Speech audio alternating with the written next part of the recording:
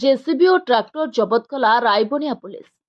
रायबनिया थाना अंतर्गत कालिक पंचायतर दुधियाखाड़ी गाँवर बुधवार द्विपहर किछि ग्रामवासी द्वारा माटी बुहाकु केन्द्र करी गोटे जेसीबी और दुईटी ट्रैक्टर अटक रखी रायबनिया थाना को 112 नंबर सहायता जणाइथिले। तेबे रायबनिया पुलिस एएसआई कालिंदी चरण साहू को नहीं एक टीम घटनास्थल में पहुंची लोकंकु बुझासुझा करी अटक गाड़ी को जबत करी थाना को नहीं।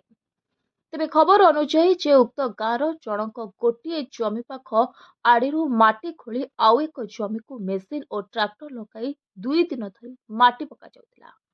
तेबे ग्रामवासी मध्यरु किछि लोक आड़ी काटिबाकू मना करथिले, जहा फल माटी बुहाकू केन्द्र करी किछि ग्रामवासी पाटीतुंड और मेसीन सह ट्रैक्टर जबत होइतिला। एने रायबनिया थाना अधिकारी घटनार सत्यासत्य कौन और गाड़ी कागज पत्र जांच करी अधिक तदंत जारी रखिछन्ते। सेपटे बुधवार सकाळ रायबनिया थाना पुलिस द्वारा एक बाली बोझे ट्रैक्टर जबत कर bureau report, voice of Odisha live.